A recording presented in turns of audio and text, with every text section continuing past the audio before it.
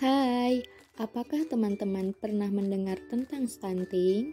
Di video kali ini, kami akan membahas mengenai stunting dan peran makanan sumber protein hewani dalam mencegah stunting. Stunting menjadi topik yang hangat untuk dibahas, terutama kamu tentunya sebagai remaja juga punya peran penting untuk mencegah stunting. Sebenarnya apa sih yang dimaksud stunting? Secara definisi, stunting merupakan gangguan pertumbuhan dan perkembangan pada anak berusia di bawah 5 tahun atau kita sering sebut sebagai balita akibat asupan gizi yang kurang dalam waktu yang panjang, penyakit infeksi berulang, dan stimulasi psikososial yang tidak memadai juga menjadi penyebab stunting loh. Bagaimana sih ciri anak dengan stunting? Ciri anak dengan stunting memiliki tinggi tubuh yang lebih rendah dibandingkan dengan teman-teman seusianya, atau tinggi badannya tidak sesuai dengan standar pertumbuhan anak yang ditetapkan oleh WHO.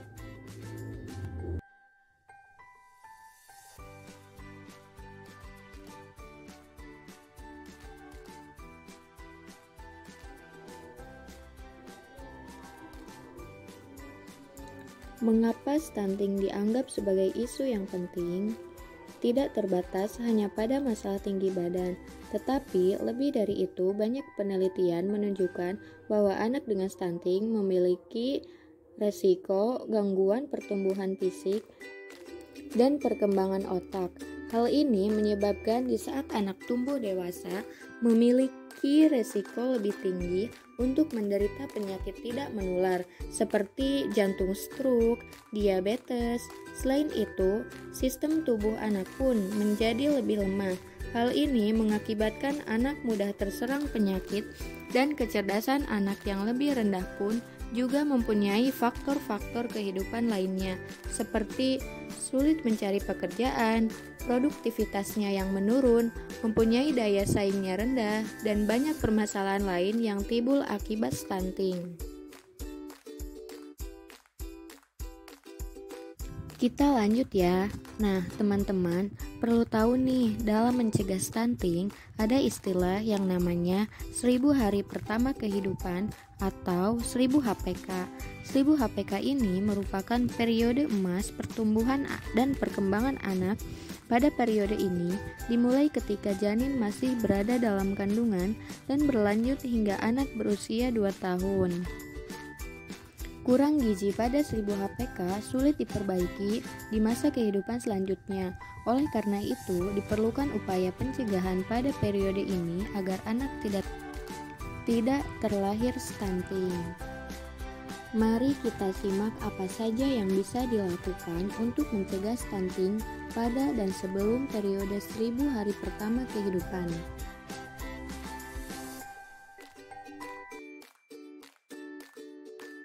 Teman-teman pernah melihat tante kalian, kakak atau saudara yang sedang hamil?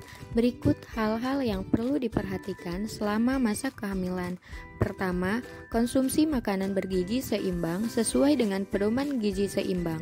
Kedua, konsumsi tablet tambah darah minimal 90 butir selama kehamilan. Ketika rutin memeriksakan kehamilan, minimal 6 kali selama masa kehamilan. Ketika bayi sudah lahir, periode 6 bulan pertama adalah masa-masa emas untuk membangun hubungan yang baik antara ibu dan bayi. Salah satunya adalah dengan cara menyusui segera setelah bayi baru lahir dan dilanjutkan untuk memberikan hanya ASI eksklusif selama 6 bulan. Kandungan gizi dalam ASI pada periode ini sangat lengkap dan sesuai dengan kebutuhan bayi. Selain itu, ASI melindungi bayi melalui sel-sel hidup dan zat aktif yang membuat bayi kuat dari terpaan kuman sehingga bayi tidak mudah sakit. Pastikan ibu aktif memberikan stimulus kepada bayi, mengajaknya mengobrol dan bermain agar bisa mencapai tahap perkembangan sesuai dengan usianya. Setelah anak berusia lebih dari 6 bulan, kandungan ASI tidak lagi cukup untuk memenuhi kebutuhan gizi anak. sehingga perlu diberikan makanan tambahan selain itu agar tidak mudah sakit. Pastikan anak sudah diimunisasi lengkap. Pada usia 18 bulan, fokus terhadap 1000 HPK merupakan hal yang penting dalam pencegahan stunting. Belum cukup melanjutkan investasi kesehatan pada 8000 HPK, yaitu usia anak sekolah sampai dengan remaja, juga tidak kalah penting. Sebagai remaja, kamu bisa menerapkan hal ini dimulai dari diri sendiri. Kemudian jangan lupa ajak teman-teman dan adik-adik untuk hidup sehat remaja yang sehat dan tidak anemia atau kurang darah. Hal-hal yang perlu diperhatikan saat remaja yaitu: pertama, makanan bergizi seimbang, tinggi protein, kaya zat besi, serta buah dan sayur sumber vitamin. Kedua, konsumsi tablet tambah darah secara teratur, 1 tablet per minggu. Yang terakhir, melakukan aktivitas fisik dan minum air yang cukup.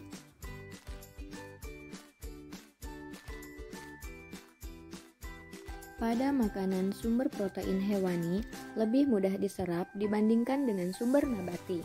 Merupakan kandungan gizi dari beberapa pangan hewani yang biasa kita konsumsi dan mudah didapatkan di sekitar kita. Selain daging dan unggas, ikan dan seafood merupakan makanan hewani yang tinggi zat gizi. Jika dibandingkan dengan daging, ikan memiliki kandungan kalsium yang lebih tinggi, terutama ikan-ikan kecil yang dikonsumsi dengan tulang ikan seperti ikan teri dan rebon. Selain pangan, sumber hewani, kacang-kacangan, sayuran, dan buah-buahan juga merupakan sumber penting untuk sekresi.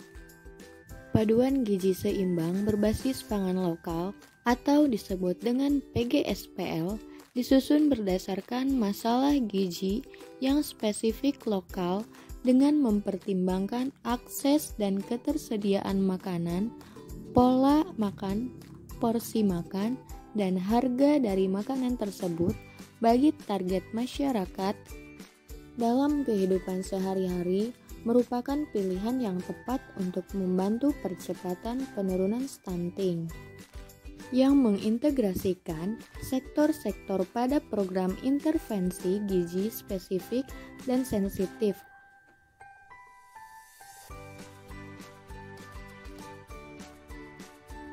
Pemanfaatan pangan lokal dalam PGSPL dapat memenuhi pola konsumsi pangan yang beragam, bergizi seimbang, dan aman, membantu mengembangkan usaha pangan, serta meningkatkan kesejahteraan masyarakat.